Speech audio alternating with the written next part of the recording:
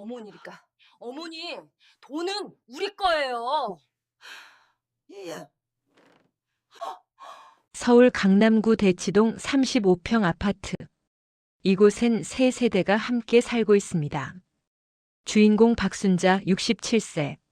평생 가족을 위해 살아온 평범한 어머니입니다. 남편이 10년 전 세상을 떠난 후 큰아들 민수 내외와 손주 지훈이와 함께 살게 되었죠. 순자 씨가 가진 건 이 아파트 한 채와 시골에 있는 땅 한 필지, 그리고 남편의 보험금으로 모아둔 예금 3억이 전부입니다. 어느 봄날 아침 순자 씨는 새벽 5시에 일어나 식사 준비를 시작합니다. 아들 민수는 대기업 중간 간부, 며느리 유지는 초등학교 교사입니다. 중학교 2학년인 손주 지훈이는 대치동에서도 유명한 학원가를 다니고 있죠. 어머니, 또 이렇게 일찍 일어나셨어요? 며느리 유진이 부엌으로 들어옵니다. 얼핏 보면 다정한 목소리지만 순자 씨는 그 안에 담긴 미묘한 불편함을 느낍니다. 김치찌개 끓이려고. 지훈이가 좋아하잖아. 어머니, 요즘 아이들은 아침에 김치찌개 안 먹어요. 지훈이 학원 선생님이 아침은 단백질 위주로 먹이래요. 제가 샐러드랑 계란말이 준비해놨어요. 순자 씨는 손을 멈춥니다. 벌써 끓이고 있던 찌개가 보글보글 끓고 있는데 며느리는 냉장고에서 준비해둔 샐러드를 꺼내 식탁에 올립니다. 아, 그래. 요즘엔 그렇게 먹는구나. 순자 씨는 가스불을 끕니다. 정성껏 준비한 찌개는 식탁에 오르지 못했습니다. 이것이 첫 번째 균열이었습니다. 작고 사소하지만 순자 씨의 마음 한편에 무언가가 스치고 지나갑니다. 지훈아, 일어나야지. 며느리가 손주를 깨우러 갑니다. 순자 씨는 한쪽에서 조용히 자신의 식사를 준비합니다. 언제부턴가 자신은 가족의 식사 시간에도 조금 다른 시간, 다른 공간에 있는 것 같습니다. 할머니, 학교 다녀올게요. 그래, 우리 지훈이. 조심히 다녀와. 손주가 학교에 가고 아들과 며느리도 출근합니다. 순자 씨는 혼자 남은 집에서 설거지를 하며 창밖을 바라봅니다. 이 아침의 작은 사건이 앞으로 펼쳐질 거대한 폭풍의 서막인 줄은 그녀는 아직 모릅니다. 순자 씨가 아들 내외와 함께 산 지도 어느덧 5년이 되어갑니다. 처음에는 서로 조심했죠. 하지만 시간이 지나면서 작은 갈등들이 쌓이기 시작했습니다. 오후 2시 순자 씨는 동네 경로당에 갑니다. 같은 또래 친구들과 화투도 치고 수다도 떨며 외로움을 달래는 유일한 시간입니다. 순자야, 며느리랑은 잘 지내? 친구 영희가 묻습니다. 뭐 그럭저럭이지. 순자 씨는 웃지만 그 웃음 뒤에는 말하지 못한 서러움이 숨어 있습니다. 우리 며느리는 내가 뭘 해도 마음에 안 드나 봐. 청소해 놓으면 다시 하고 요리해 놓으면 입맛에 안 맞대. 지난주에는 내가 손주 학원 간식으로 주먹밥 싸줬더니 아이 소화에 안 좋다고. 내가 뭘 잘못했나 싶어. 친구들이 고개를 끄덕입니다. 모두 비슷한 처지인 걸 알기에 위로의 말도 쉽게 나오지 않습니다. 저녁 7시 순자 씨가 집에 돌아오자 며느리와 아들이 소파에 앉아 심각하게 대화를 나누고 있습니다. 어머니, 잠깐 앉으세요. 말씀드릴 게 있어요. 며느리 유진의 목소리가 평소보다 딱딱합니다. 순자 씨는 가슴이 철렁 내려앉습니다. 지훈이 성적이 떨어졌어요. 이번 중간고사에서 반에서 15등까지 떨어졌어요. 아들 민수가 말합니다. 그게 나랑 무슨 상관인데? 어머니가 지훈이한테 자꾸 간식 주시고 학원 안 가도 된다고 하시잖아요. 아이가 혼란스러워해요. 순자 씨는 할 말을 잃습니다. 나는 그냥 아이가 너무 힘들어 보여서. 중학생이 밤 11시까지 학원 다니는 게 정상이냐? 어머니, 여기가 어딘 줄 아세요? 대치동이에요. 이 동네에서 살려면 이 정도는 해야 해요. 어머니 세대랑은 달라요. 며느리의 말이 날카롭게 꽂힙니다. 우리는 지훈이 미래를 위해서 이러는 거예요. 어머니가 손주 사랑하시는 건 알지만 교육 문제는 저희가 알아서 할게요. 순자 씨는 자리에서 일어납니다. 더 이상 할 말이 없습니다. 자신의 방으로 들어가는 순자 씨의 뒷모습은 무척이나 작아 보입니다. 그날 밤 순자 씨는 잠을 이루지 못합니다. 내가 뭘 잘못했나? 손주 사랑하는 게 죄가 되나? 눈물이 베개를 적십니다. 이튿날부터 순자 씨는 손주에게 말을 걸지 않기로 마음먹습니다. 선택의 순간입니다. 하지만 이 선택이 얼마나 오래 갈까요? 3주가 지났습니다. 순자 씨는 손주 지훈이와 거의 대화를 나누지 않습니다. 아침에 인사만 나누고 저녁에도 식사 중에는 말이 없습니다. 그런데 이상한 일이 벌어집니다. 지훈이의 성적은 더 떨어졌습니다. 이번에는 반에서 23등. 며느리 유지는 패닉 상태입니다. 도대체 왜 이러는 거야? 학원비만 한 달에 300만 원인데. 며느리의 목소리가 커집니다. 지훈이는 자기 방에 틀어박혀 나오지 않습니다. 순자 씨는 조용히 손주의 방문 앞을 지나가다 멈춥니다. 안에서 흐느끼는 소리가 들립니다. 할머니의 본능이 발동합니다. 순자 씨는 조심스럽게 문을 두드립니다. 지훈아, 나 할머니야. 들어가도 되니? 잠시 침묵이 흐른 후 작은 목소리가 들립니다. 응. 방 안으로 들어간 순자 씨는 책상 앞에 앉아 있는 손주의 모습을 봅니다. 눈은 빨갛게 충혈되어 있고 책상 위에는 수많은 문제집과 시험지가 쌓여 있습니다. 할머니, 나 이제 못하겠어. 너무 힘들어. 14살 소년이 할머니 품에 안겨옵니다. 순자 씨는 손주의 등을 쓰다듬어 줍니다. 지훈아, 할머니가 볼 때 넌 충분히 잘하고 있어. 점수가 전부가 아니야. 엄마는 내가 1등 못하면 인생 실패자래. 아빠는 대기업 다니는데 나는 그것도 못할 거래. 순자 씨의 가슴이 무너져 내립니다. 이게 교육인가요? 이게 사랑인가요? 지훈아, 할머니 말 들어봐. 내가 1등을 하든 23등을 하든 넌 할머니의 자랑스러운 손주야. 내 행복이 가장 중요한 거야. 그날 밤 순자 씨는 결심합니다. 더 이상 참고만 있을 수 없다고. 다음 날 아침 순자 씨는 아들 내외에게 말합니다. 민수야, 유진아. 우리 얘기 좀 하자. 식탁에 마주 앉은 세 사람. 긴장감이 흐릅니다. 지훈이가 얼마나 힘들어하는지 아니? 어젯밤 내 아들이 할머니 품에 안겨서 울었어. 14살 아이가 인생이 너무 힘들다고. 어머니, 그건. 들어봐. 나도 너희를 키워봤어. 너희 아버지랑 나는 가난했지만 너희가 행복하길 바랐어. 점수가 10점 낮아도 괜찮으니 건강하고 행복하게 자라길 바랐지. 순자 씨의 눈에 눈물이 맺힙니다. 너희는 지금 지훈이를 위한다고 하지만 정말 지훈이를 위하는 게 맞니? 아니면 너희 체면, 너희 자존심을 위한 거니? 충격적인 말입니다. 며느리 유진의 얼굴이 굳어집니다. 어머니, 죄송하지만 어머니는 요즘 교육 현실을 모르세요. 경쟁이 얼마나 치열한지 뒤처지면 따라잡을 수 없다는 걸. 그래. 나는 몰라. 하지만 내 손주가 우는 건 알아. 내 손주가 행복하지 않다는 건 알아. 순자 씨의 목소리가 커집니다. 아들 민수는 난처한 표정으로 중간에서 갈팡질팡합니다. 엄마, 우리도 지훈이를 생각해서. 생각해서? 정말로? 아니면 너희가 편하자고. 폭탄 같은 말이 식탁 위에 떨어집니다. 그 순간 지훈이가 방에서 나옵니다. 다들 그만해. 나 때문에 싸우지 마. 소녀는 울면서 현관으로 뛰쳐나갑니다.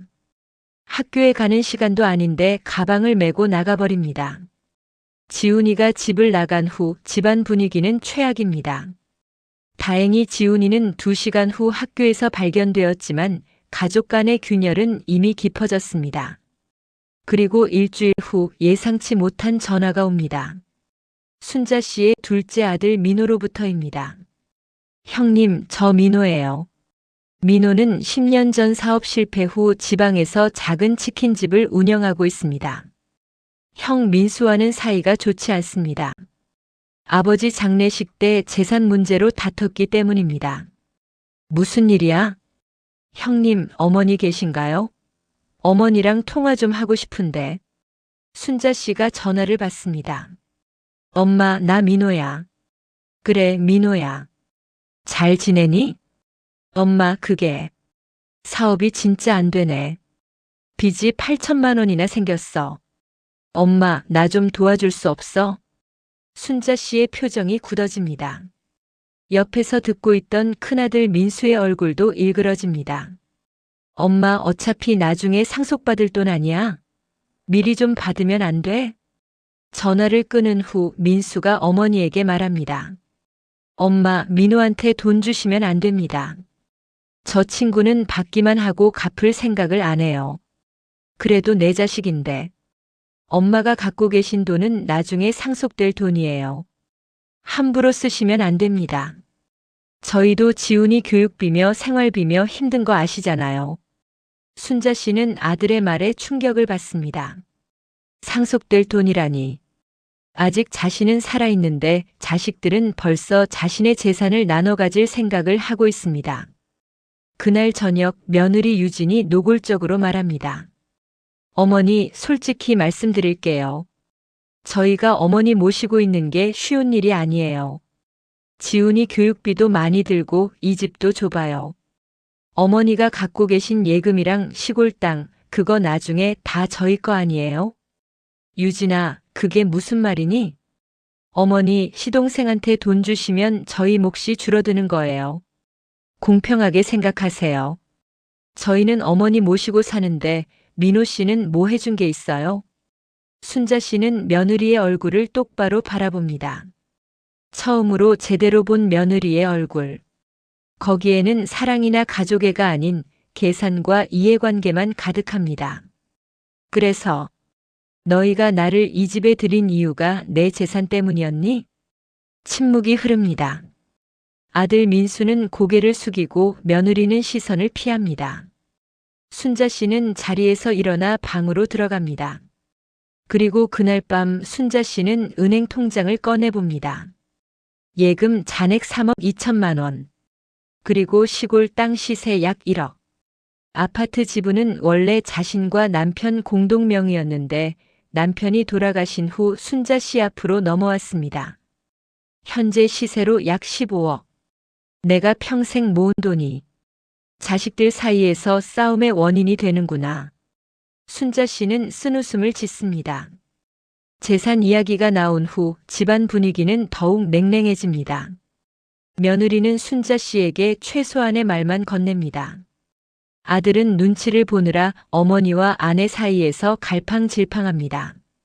순자 씨는 점점 더 자신의 방에만 머물게 됩니다. 식사도 혼자 먹고 TV도 혼자 봅니다. 35평 아파트 안에서 혼자 고립되어 갑니다. 할머니 괜찮으세요? 유일하게 순자 씨에게 다가오는 사람은 손주 지훈이입니다. 응, 할머니 괜찮아. 하지만 괜찮지 않습니다. 순자 씨는 밤마다 불면증에 시달립니다. 식욕도 없고 무기력합니다.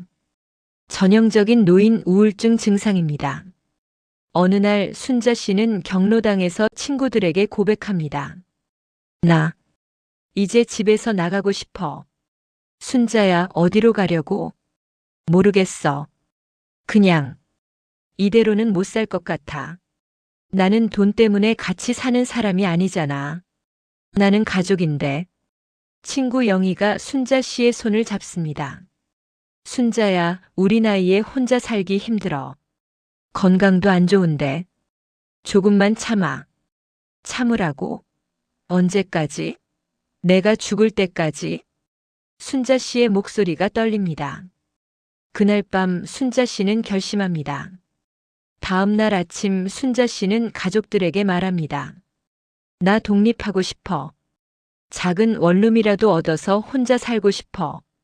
폭탄 선언입니다. 아들 민수는 깜짝 놀랍니다. 엄마, 갑자기 무슨 말씀이세요?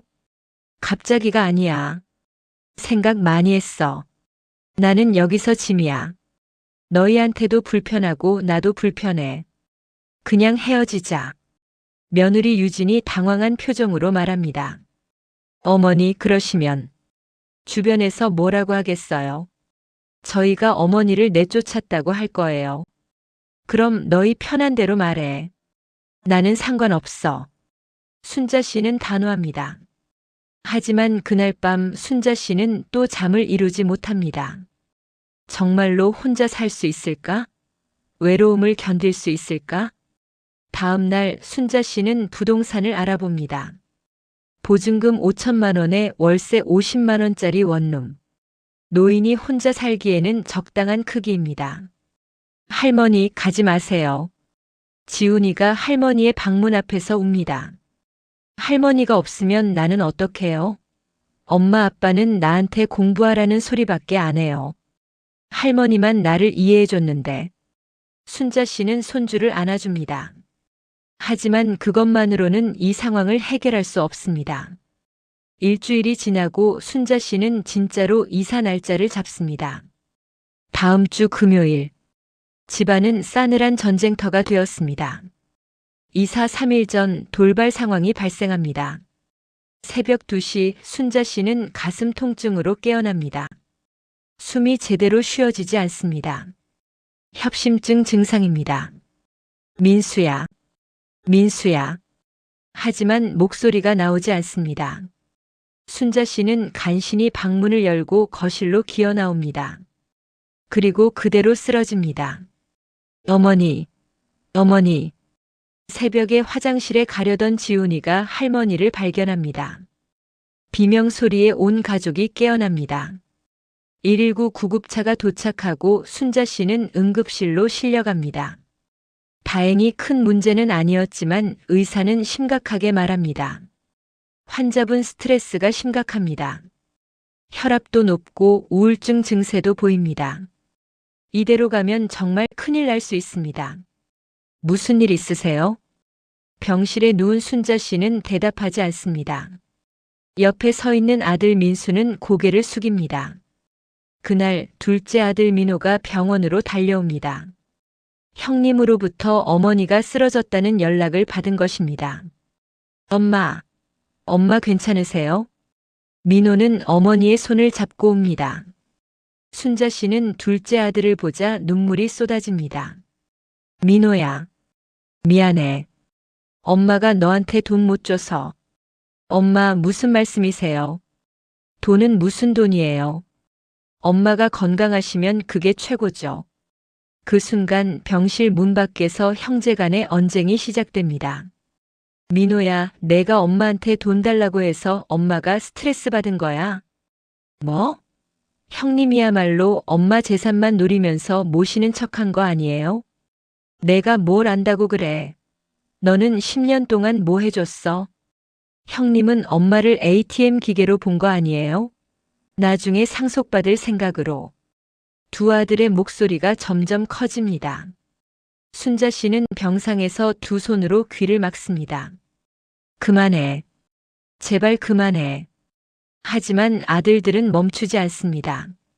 급기야 두 사람이 복도에서 몸싸움까지 벌입니다. 간호사들이 말립니다. 여기 병원입니다. 조용히 하세요. 그때 병실에서 큰 소리가 들립니다. 다 나가. 다들 나가라고.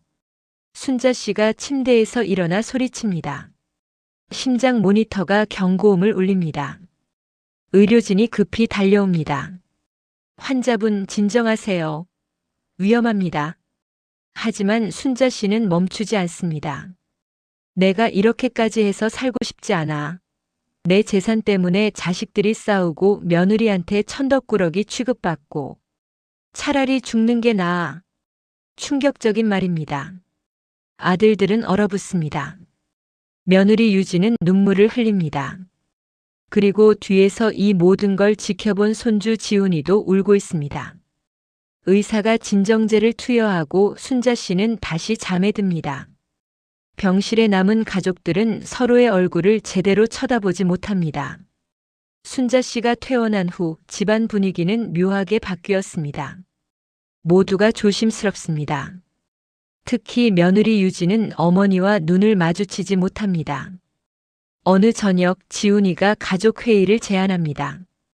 우리 다 같이 얘기 좀 해요. 할머니 앞에서. 식탁에 모인 가족들. 침묵이 흐릅니다.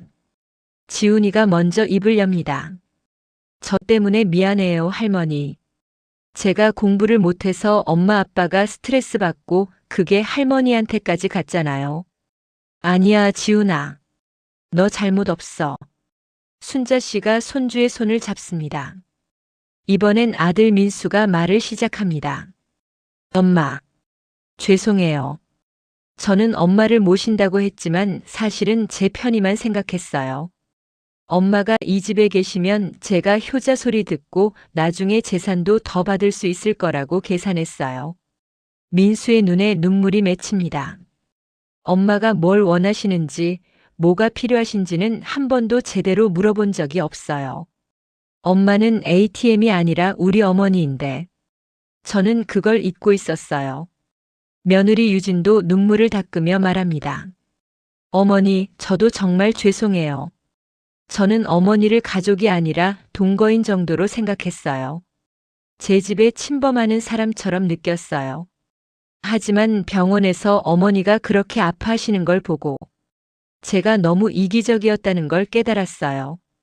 순자 씨는 고개를 저으며 말합니다. 나도 미안해. 나도. 너희한테 너무 많은 걸 기대했나 봐. 나는 너희가 나를 사랑으로 모시길 바랐는데 그게 너희한테는 부담이었을 수도 있겠다 싶어.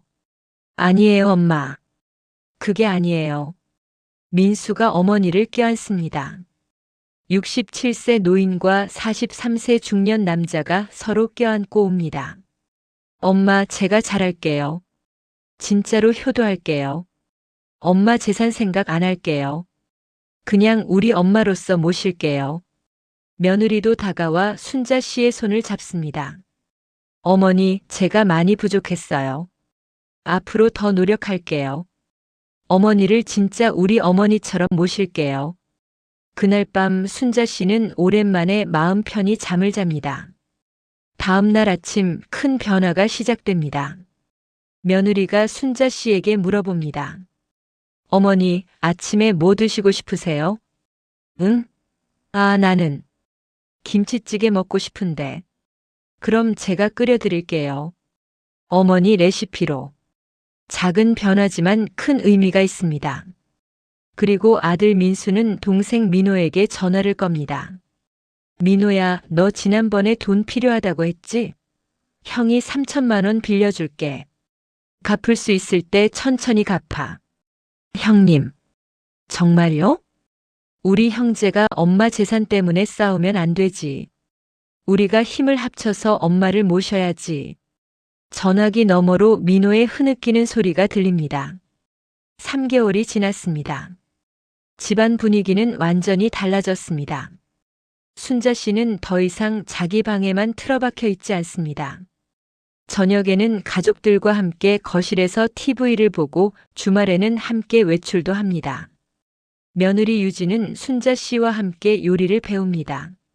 순자 씨의 김치 담그는 법, 된장찌개 끓이는 법을 배우며 둘은 진짜 고부 관계가 되어갑니다.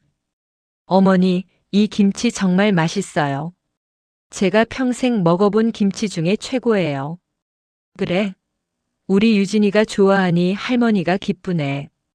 두 사람은 웃으며 부엌에서 시간을 보냅니다. 가장 큰 변화는 지훈이입니다. 아들 내외는 지훈이의 학원을 절반으로 줄였습니다.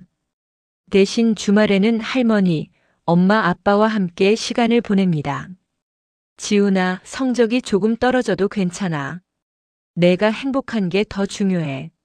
민수의 말에 지훈이는 놀라지만 곧 활짝 웃습니다. 신기하게도 스트레스가 줄어들자 지훈이의 성적은 다시 오르기 시작했습니다. 이번 기말고사에서는 반에서 7등. 억지로 시키는 공부가 아니라 스스로 하는 공부가 더 효과적이었습니다. 그리고 어느 일요일 순자 씨는 중요한 결정을 발표합니다. 얘들아, 엄마가 결정한 게 있어. 가족들이 순자 씨를 바라봅니다. 엄마 재산 지금부터 정리할 거야. 투명하게. 순자 씨는 통장과 서류를 꺼냅니다. 예금 3억은 이렇게 나눌게. 1억은 민수 너희 가족 교육비랑 생활비로, 1억은 민호 빚 갚고 재기할 수 있게, 나머지 1억은 엄마가 쓸 거야. 엄마도 하고 싶은 거 하면서 살고 싶어. 엄마. 그리고 시골 땅은 팔아서 그 돈으로 엄마가 가끔 여행도 가고 친구들이랑 놀 거야. 이 아파트는 나중에 너희 형제가 똑같이 반씩 나눠 가져. 엄마가 죽고 나서 순자 씨는 씁쓸하게 웃습니다. 재산 때문에 싸우지 마. 돈은 다시 벌 수 있어도 가족은 다시 만들 수 없어. 민수가 어머니의 손을 잡습니다. 엄마, 이제 그런 얘기 하지 마세요. 우리는 엄마 돈 때문에 모시는 거 아니에요. 진짜 사랑하니까 함께 사는 거예요. 며느리 유진도 고개를 끄덕입니다. 어머니, 저희는 이제 달라졌어요. 어머니가 오래오래 건강하게 저희 곁에 계셨으면 좋겠어요. 손주 지훈이가 할머니를 껴안습니다. 할머니 사랑해요. 할머니가 있어서 우리 가족이 다시 행복해졌어요. 순자 씨의 눈에 눈물이 고입니다. 하지만 이번에는 슬픔의 눈물이 아닙니다. 기쁨의 눈물입니다. 창밖으로 봄 햇살이 비춥니다.